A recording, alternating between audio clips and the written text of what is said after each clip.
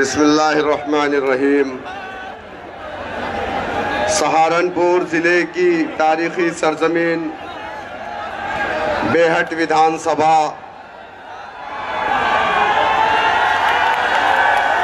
आज के इस प्रोग्राम में शहनशीन पे तशरीफ़ फरमा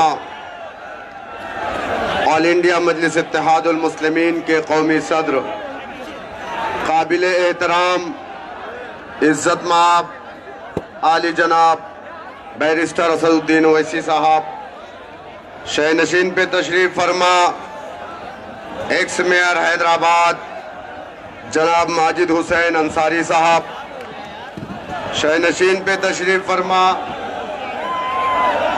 भाई साहब मीडिया को मत परेशान करिए, मीडिया के भाइयों को मत परेशान करिए प्लीज। आप पीछे रहिए थोड़ा। हमारे पश्चिम यूपी के प्रभारी जनाब डॉक्टर मेहताब चौहान साहब, जिला सदर जनाब वसीम साहब, जनाब अमजद अब्बासी साहब, उम्मीदवार बेहट विधानसभा जनाब मरहूब हसन सहारनपुर देहात, रिजवान अहमद साहब, विधानसभा अध्यक्ष बेहट जनाब बिलाल साहब, जनाब मुस्तफीज साहब, जनाब एकाम साहब, जनाब राव शुएब साहब, जनाब मोहम्मद मरगूब साहब, जनाब नौफिल रूमानी साहब, जनाब पवन राव अंबेडकर साहब, जनाब नोमान नदवी साहब, जनाब गुलाम मोहम्मद साबिर साहब, फरहान जुबैरी साहब, नोमान नदवी साहब, हमारे दरमियान में तशरीफ़ फरमा उत्तराखंड के सदर कुल हिंद मजलिस इत्तेहादुल मुस्लिमीन जनाब डॉक्टर नैयर काज़मी साहब, और यहाँ पर तशरीफ़ फरमा मेरे गयूर नौजवानों, मेरे बुजुर्गों, मेरी इज्जतदार माओ और बहनों, आपको मालूम है 2022 का इलेक्शन अनकरीब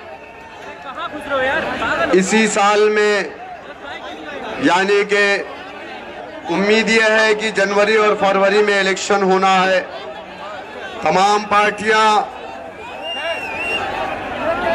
मैदान में हैं, मजलिस इत्तेहादुल मुस्लिमीन आपके दरमियान में है। लोग हमसे सवाल करते हैं कि मजलिस इत्तेहादुल मुस्लिमीन उत्तर प्रदेश में क्यों आई। मजलिस इत्तेहादुल मुस्लिमीन के आने से बीजेपी को फायदा होता है। मजलिस इत्तेहादुल मुस्लिमीन के कायद बैरिस्टर असदुद्दीन ओवैसी साहब बीजेपी के एजेंट हैं। इस तरीके के इल्जामात मजलिस इत्तेहादुल मुस्लिमीन पर लगाने वाला कोई गैर मुस्लिम नहीं है, बल्कि वो हमारा कलमा गो भाई है, जो समाजवादी और बहुजन समाज पार्टी में चपरासी का काम करता है, यानी दरी बिछाने का काम। वही लोग ये इल्जाम लगाते हैं। मेरे दोस्तों, मेरे बुजुर्गों, आप जानते हैं कि आज़ादी के बाद से हमने अपना कोई सियासी प्लेटफॉर्म नहीं बनाया। हमने इस देश की नाम नहाद सेकुलर पार्टियों को अपनी पार्टी माना। हमने कभी कांग्रेस को अपनी पार्टी माना, तो हमने कभी समाजवादी पार्टी को अपनी पार्टी माना। कभी हमने नेहरू को अपना लीडर माना, तो कभी हमने मुलायम सिंह यादव को अपना कायद माना। हमने नाम नहाद सेकुलर पार्टियों के डंडे और झंडे को अपने कंधों पर रख करके जिंदाबाद के नारे लगाए। हमने वोट दिया, नोट दिया, सपोर्ट किया और इस मुल्क की इख्तिदार की कुर्सियों पर बैठने का मौका नाम नहाद सेकुलर पार्टियों को दिया। लेकिन मेरे दोस्तों, मेरे बुजुर्गों, क्या ये बात सच नहीं है? आपके सामने रंगनाथ मिश्रा कमीशन की रिपोर्ट है, आपके सामने सच्चर कमेटी की रिपोर्ट है। मुसलमान इस देश के अंदर दलित से बदतर अपनी जिंदगी को गुजार रहा है।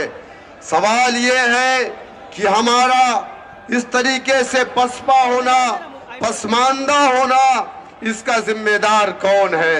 अगर आज मुसलमान पिछड़ा है तो यकीनन उसकी जिम्मेदार वही नाम नहाद सेकुलर पार्टियां हैं जिन पार्टियों ने हमारा वोट तो लिया, लेकिन जब मुसलमानों को कुछ देने की बात आई तो मुस्लिम इलाकों में दंगे दिए।